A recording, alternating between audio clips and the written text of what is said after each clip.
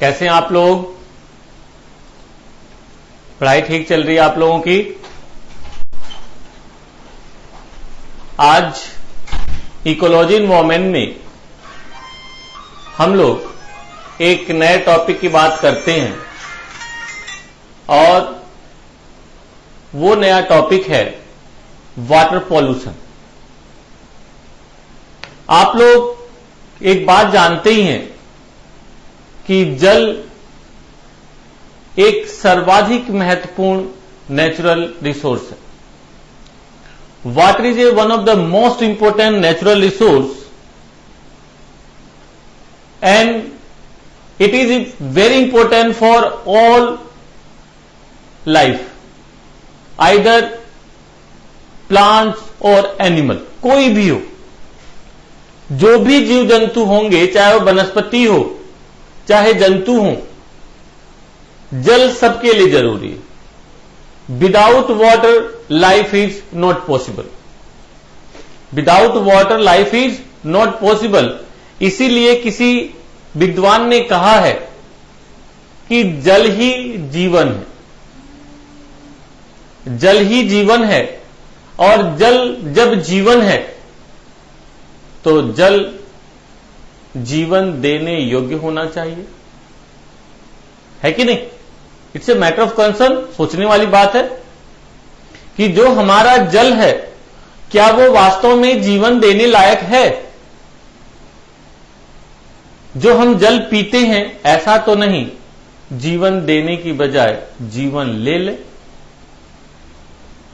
बच्चों, आजकल ऐसा कुछ हो रहा है। मानव की बहुत सारी गतिविधियों के प्रभाव स्वरूप विश्व के अलग अलग भागों में, different part of the world, water gradually going to polluted, धीरे धीरे प्रदूषित होता जा रहा है।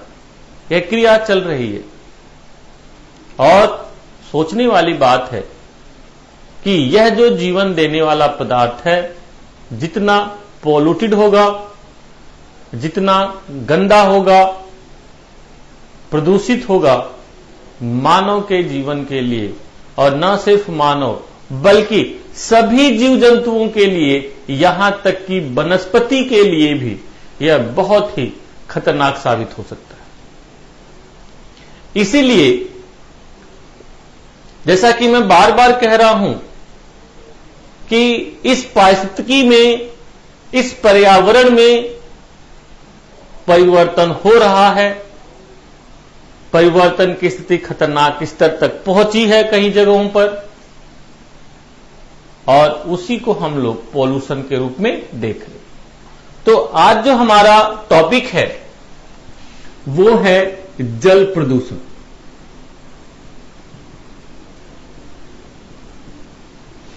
Water pollution.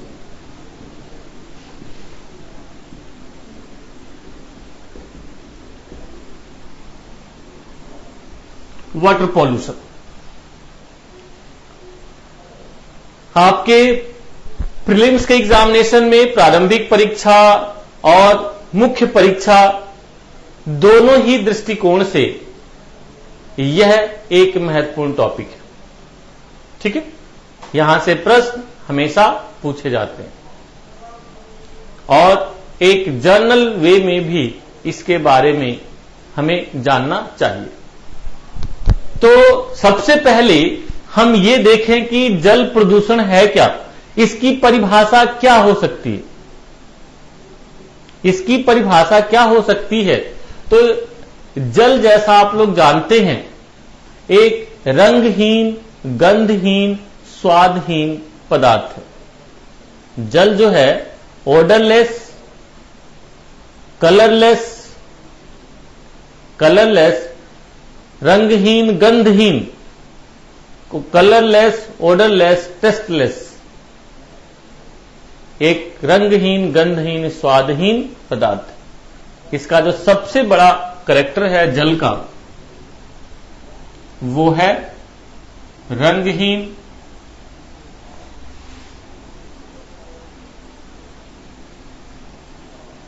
कलरलेस, गंधहीन odorless and स्वादहीन, tasteless. This is a basic character of water. But due to human interference, मानव की दखलंदाजी का प्रभाव यह है कि इसके इस बेसिक कैरेक्टर में चेंज आ रहे हैं। ठीक है, पानी के बारे में आप लोगों ने सुना होगा कि पानी के बारे में बात कही जाती है। एक पुराना गाना भी है हिंदी मूवी का कि पानी रे पानी तेरा रंग कैसा और जिसमें मिलाए लगे उस जैसा। कि पानी एक ऐसा चीज है कि जिसमें मिलाओ उसमें मिल जाता है। या तो ये उसमें मिल जाएगा या जिस चीज को घोल रहे हो उसको अपने में घोल लेगा। ये दोनों इसमें वाइस वर्सा बात होती है। परंतु यह घुलने की क्रिया उसके रंग को डिस्टर्ब कर दे, विशेष रूप से गंध को डिस्टर्ब कर दे, उसके स्वाद को डिस्टर्ब कर दे, तो वह स्थिति जल प्रदूषण की कही जा सकती है। अर्थात यदि परिभाषित करने वाली बात करें तो आप कह सकते हैं जल जो विभिन्न स्रोतों में पाया जाता है, यानी कि विभिन्न स्रोतों एवं भंडारों के जल, विभिन्न स्रोतों एवं भंडारों के जल भौतिक, रासायनिक एवं जीवी विशेषताओं में, भौतिक, रासायनिक एवं जीवी विशेषताओं में प्राकृतिक एवं मानव जनित प्रक्रियाओं के कारण जो जल का भौतिक एवं रासायनिक जो विशेषताएं हैं, मानव के कारणों से या प्राकृतिक कारणों से जब वह बदल जाते हैं, कारणों से उस सीमा तक अवनयन एवं गिरावट को जल प्रदूषण कहते हैं। जल प्रदूषण कहते हैं कि इस तरह प्रदूषित जल मनुष्य समुदाय, जंतु समुदाय और पादप समुदाय के लिए अनुपयुक्त एवं हानिकारक हो जाए। बात समझिए आप कि जल के रासायनिक गुणों में, भौतिक गुणों में इतना अधिक परिवर्तन हो जाए। जैसा मैंने कहा ये सब गंधहीन होना ये भौतिक गुण भी हैं। उसके भौतिक गुणों में, रासायनिक गुणों में इतना परिवर्तन हो जाए कि जो जीवन देता है मानव एवं वनस्पति एवं सभी जीव जंतुओं को, वह पीने योग्य न रह जाए। ठीक है, या यदि आप पीते हैं तो वह हानिकारक साबित हो, वह स्थिति कहलाती है जल प्रदूषण। ठीक है, ये आप लोग ध्यान रखिए। इसको आप ऐसे परिभाषित कर सकते हैं कि विभिन्न स्रोतों, लिख लीजिए आप लोग, विभिन्न स्रोतों एवं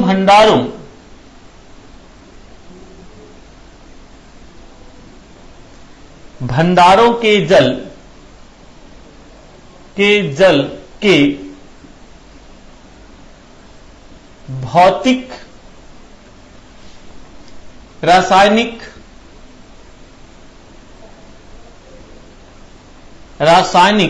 तथा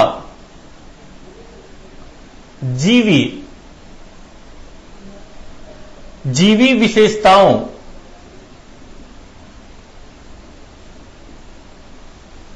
विशेषताओं में प्राकृतिक एवं मानवीय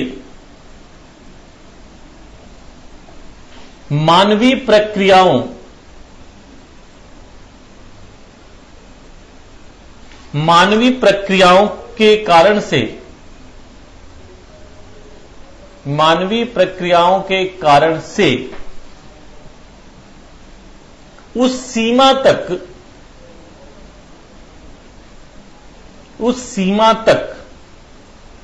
अवनयन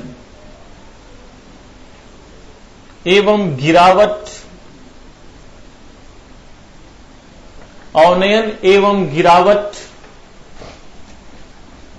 गिरावट को जल प्रदूषण कहते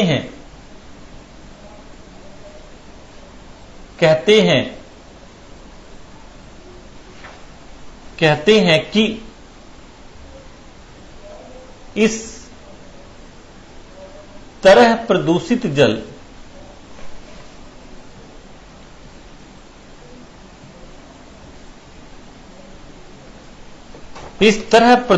जल मनुष्य समुदाय, जंतु एवं पादप समुदाय,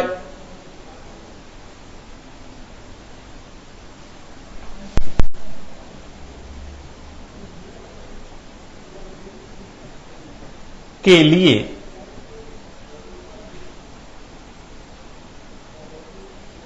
अनुपयुक्त एवं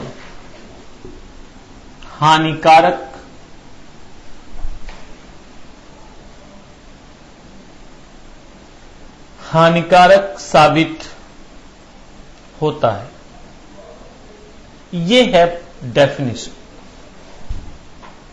क्लियर?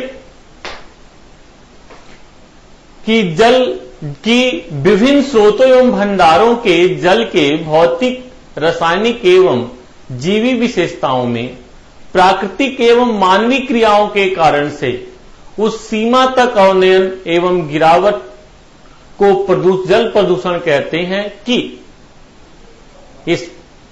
इस तरह प्रदूषित जल मानव समुदाय एवं जंतुओं, पादपों सभी के लिए हानिकारक साबित होता है। ठीक है? तो ये हुआ इसकी परिभाषा। पर विचार की बात यह है कि ये किस प्रकार के होते हैं, क्या स्रोत होते हैं, इससे क्या प्रभाव पड़ता है, ये हमारे सब अध्ययन का विषय। द थिंग इज दैट कि इससे क्या इफेक्ट पड़ते हैं, ये भी हमें सोचने का मैटर है। ठीक है? इससे ये किस प्रकार होता है, कौन कौन से कारक हैं, इन सभी पर हम लोग चर्चा करेंगे। प्रदूषण के स्रोतों की बात की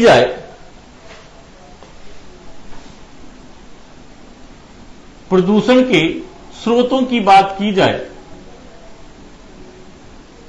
तो बहुत सारे बेस, इसके डिवाइड करने के, वर्गीकरण करने के बहुत सारे मेथड हैं। बहुत सारे मेथड हैं और इसी में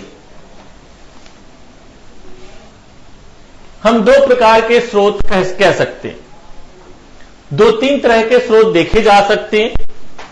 ये विशेष रूप से मानव इसमें जिम्मेदार है और कभी कभी प्रकृति भी जिम्मेदार देखी जाती है। पहला है औद्योगिक,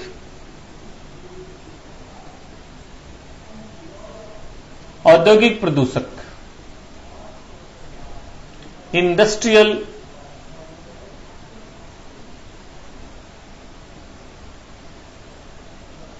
पोल्यूटेंट्स। आजकल आप लोग देख रहे हैं बड़ी संख्या में उद्योग स्थापित हुए हैं। उद्योगों से बड़ी मात्रा में कचरा निकलता है और यह कचरा नदियों में छोड़ दिया जाता है, तालाब, पोखरों में, झीलों में छोड़ दिया जाता है, या फिर कई बार समुद्र के किनारे स्थित शहरों द्वारा सीधे सीधे समुद्र में छोड़ दिया जाता है। तो ये कहलाते हैं औद्योगिक कचरा। जैसे अभी हाल में आप लोगों ने बेंगलोर में सुना होगा, बेंगलोर जो झीलों के लिए बहुत प्रसिद्ध है, वहां की झीलों में बड़ी मात्रा में औद्योगिक कचरे बिना परिकृषित हुए वे सीधे सीधे उसमें छोड़ दिए जाते हैं। ठीक है, इस तरह के औद्योगिक प्रदूषकों में विशेष रूप से sulphide,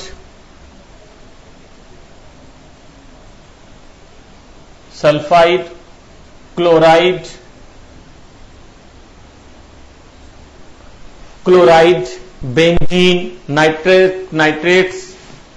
benzene,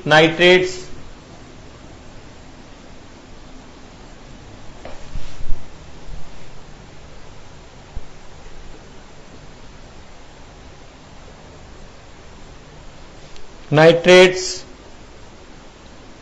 ammonia, nitrogen, ammonia,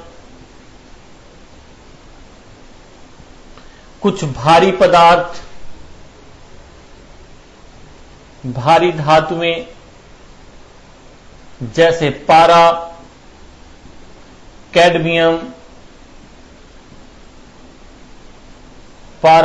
cadmium, lead यानी कि सीसा,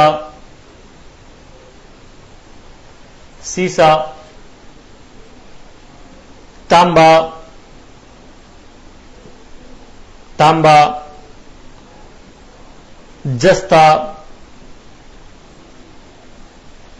जस्ता, ये अनेक औद्योगिक पदार्थ हैं जो कई बार सीधे सीधे फैक्ट्रियों से जल के स्रोतों में छोड़ दिए जाते हैं। ठीक है, ये सोचा जा सकता है।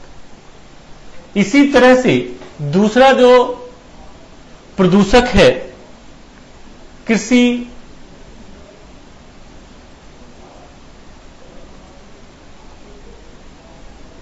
जात प्रदूषक,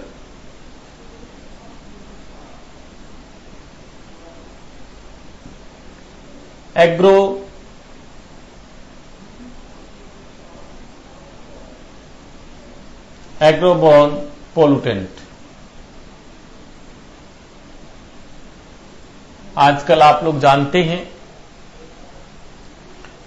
कि बड़ी मात्रा में कृषि में विभिन्न प्रकार के रसायनों का प्रयोग किया जाता है, जिसे सामान्य भाषा में हम लोग इंसेक्टिसाइड, पेस्टिसाइड, कीटनाशक, खरपतवार नाशक, आप लोगों ने इसी में जैसे सुना होगा डीडीटी, गैमेक्सिन, 2,4-D, ऐसे बहुत सारे केमिकल हैं जो आज की डेट में कृषि में यूज किए जाते हैं उत्पादकता को बढ़ाने के लिए। विशेष बात यह है कि ये जो केमिकल हैं बायोडिग्रेडेबल नहीं होते, ये गलते नहीं है सही से। परिणाम ये होता है कि ये पुनः जल में घुलकर वे पड़े रहते हैं काफी लंबे समय तक, और जल में घुलकर ये धीरे धीरे नदी स्रोतों में पहुंचते हैं, तालाब पोखरों में पहुंचते हैं, यहां तक कि अब तो ये भूगर्भी जल के स्रोतों तक पहुंच गए। भारत में विशेष रूप से पंजाब, हरियाणा, दिल्ली के आसपास के क्षेत्रों में ये अंडरग्राउंड वाटर काफी हद तक पॉल्यूटेड हो गया। इसी तरह से आप लोगों ने कानपुर शहर का नाम सुना होगा, everybody know about Kanpur, one of the most industrialised city of India and specially famous for leather industry. Near to that area due to pollution of Ganga, nowadays ये बहुत सारे जो वेस्टेज हैं सीधे सीधे गंगा में छोड़ दिए जाते हैं, और गंगा का जल जो भूगर्भीय स्रोत भी बनता है, उसका परिणाम है कि कानपुर के आसपास, जैसे उन्नाव डिस्ट्रिक्ट आप लोगों ने सुने होंगे, वहां पर उन्नाव डिस्ट्रिक्ट के आसपास जितने भी डिस्ट्रिक्ट हैं उन सभी का भूगर्भीय जल आर्सेनिक युक्त हो गया। तो ऐसे बहुत सारे औद्योगिक कचरे और कृषि जन्य कचरे दोनों इसके लिए जिम्मेदार है। तो आर्सेनिक विशेष रूप से उद्योगों में यूज होता है, वहां पहुंचता है। यह बहुत सारे कृषिजन्य पदार्थों में भी, कृषि पदार्थों में भी यूज होता है। वह कृषि द्वारा घुल के कृषि में मतलब मिट्टी में पड़ा रहता है, फिर वह जल में घुलकर पुनः नदियों में पहुंच जाता है। तो इस तरह से आप कह सकते हैं कृषि में विशेष रूप से कवकनाशी,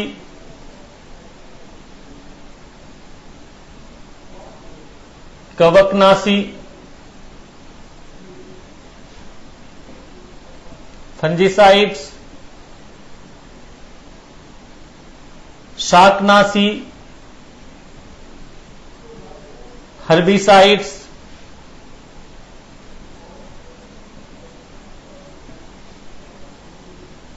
कीटनाशी, इंसेक्टिसाइड्स,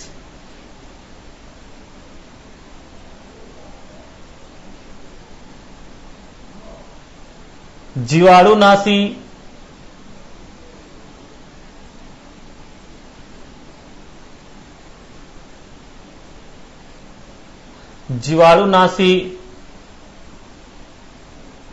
बैक्टीरियोसाइड्स। ये विशेष रूप से आज की डेट में हमारे कृषि में यूज होते हैं। बट एक बात मैं आपको यहां पे और कहना चाहूंगा, सिर्फ यही कारक रिस्पॉन्सिबल नहीं है। These factors are not only responsible.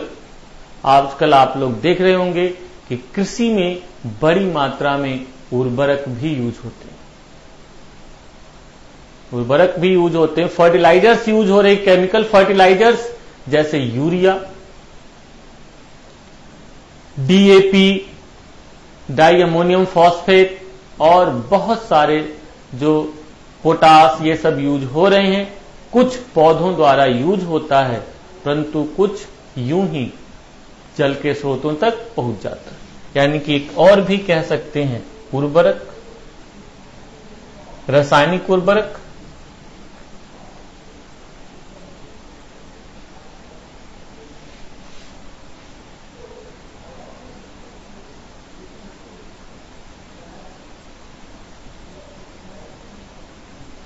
Fertilisers, ये सभी बहुत बड़े स्रोत साबित हो रहे हैं।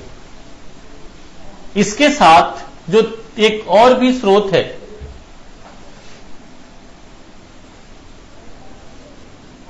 प्राकृतिक प्रदूषक। कभी कभी प्रकृति भी प्रदूषक बनती, नेचुरल पोल्यूटेंट।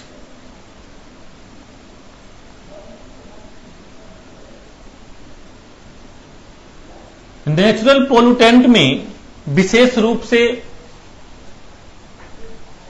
जैसे लैंडस्लाइडिंग हुई, मृदा अपरदन हुआ, भूमि स्खलन हुई और बड़ी मात्रा में धूल कण उसमें जाकर मिल गए, घुल गए, डस्ट घुल गए, तो पानी पोल्यूटेड होता है, वो पीने योग्य नहीं रह जाता। ठीक है, तो ये भी आप लोग ध्यान रखिएगा। मृदा अपरदन,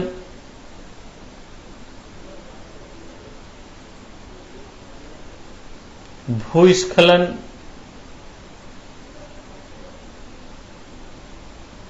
और एक और चीज है ज्वालामुखी।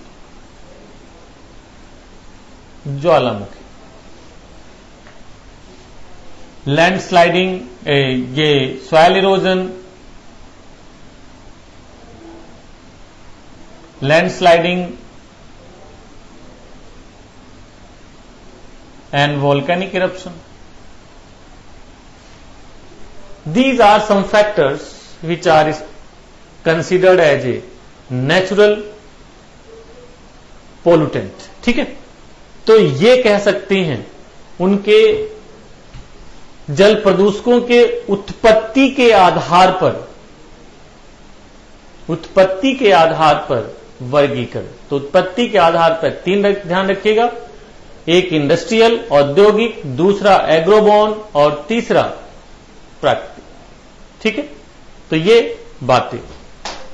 कुछ विद्वान इसे एक और समूह में बांटते हैं और उसका आधार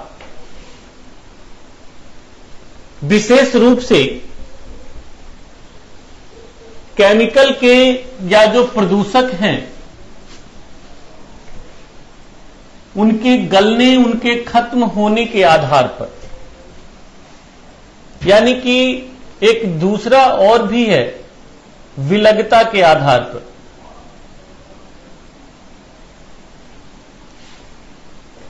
विलग्नता, डिग्रेडेबिलिटी,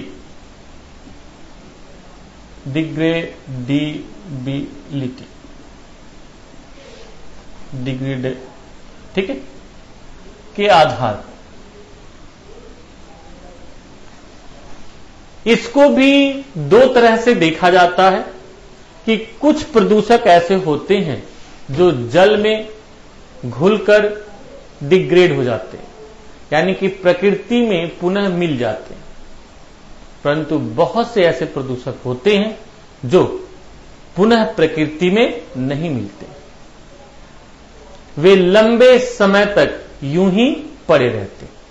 तो जो प्रकृति में मिल जाते हैं they are known as degradable, और जो प्रकृति में लंबे समय तक पड़े रहते हैं they are known as non degradable. ठीक है, तो इनको फिर से हम लोग दो भागों में बांट सकते हैं। ठीक है, फर्स्ट हुआ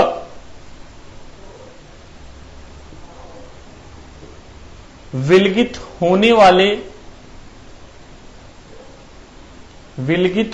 वाले प्रदूषक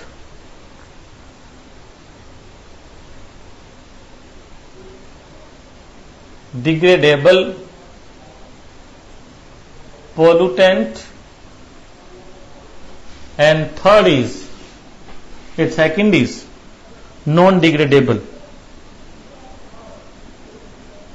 विलगित न होने वाले, नॉन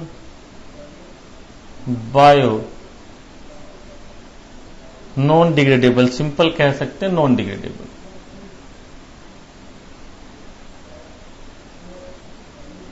ठीक है, ये दो होते हैं। डिग्रेडेबल में जैसे मान लिया जैविक कुछ वेस्टेज होते हैं, जैसे जल में कई बार शहरों के सीवेज छोड़ दिए जाते हैं।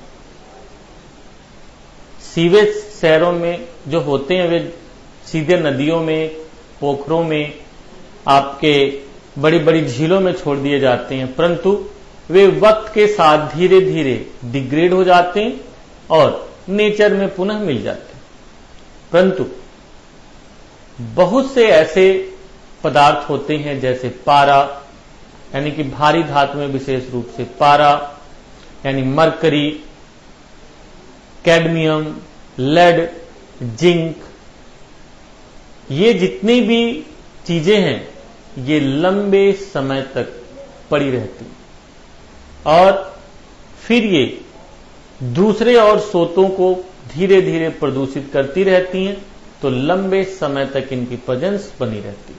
तो इस तरह से विलग्नता के आधार पर degradability, on the base of degradability we can divided in two part. ठीक है, ये आप लोग ध्यान रखिए।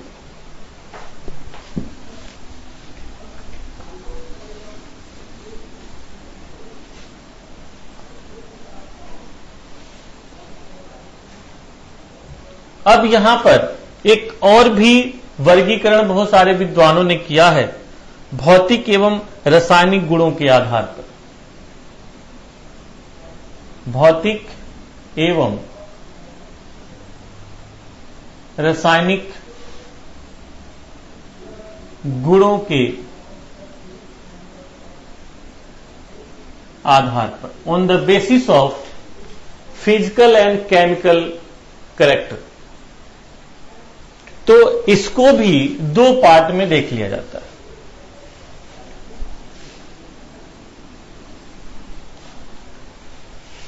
पहला भौतिक प्रदूषक भौतिक प्रदूषक,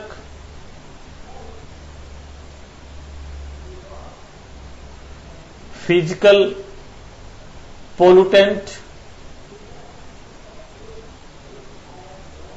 जैसे आप लोगों ने ज्वालामुखी की राखें सुनी होंगी। जब ज्वालामुखी का विस्फोट होता है तो बड़ी मात्रा में उससे राखें निकलती हैं और ये राखें जल के गुणवत्ता को खराब कर देती। ठीक है, तो ज्वालामुखी की राख, उसके बाद तेल, ग्रीस, आप लोग देखते होंगे ये सब चीजें कई बार पानी में मिल जाती हैं। ग्रीस, इसके साथ साथ मिट्टी, या सिंपली कहें मिट्टी का मिलना, तो ये सब ही कुछ इस तरह से देखी जाती। इधर आएंगे केमिकल में, तो विशेष रूप से chloride, sulphide, chloride, sulphide, cadmium,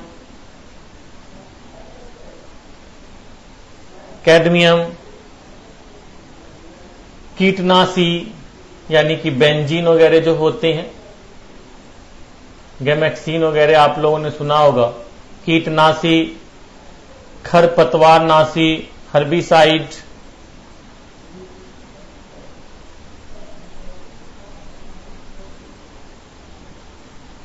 रोगनाशी, या आप लोगों ने फिनॉल वगैरह सुने होंगे जो एज ए डिसइंफेक्टेंट यूज होते हैं।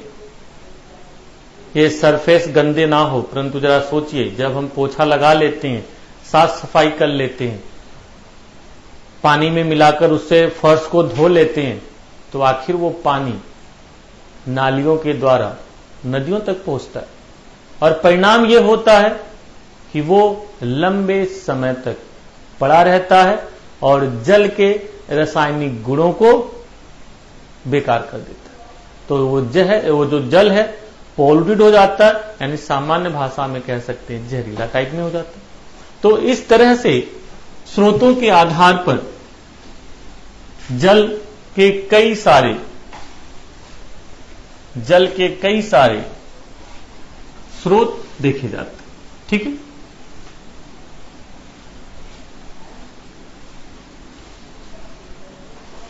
अब इसके प्रभाव हैं और उसके साथ साथ स्रोत तो हो गए, प्रभावों पर चर्चा अभी हम लोग एक छोटे से ब्रेक के बाद फिर से करते हैं। ठीक है, ओके, बाय।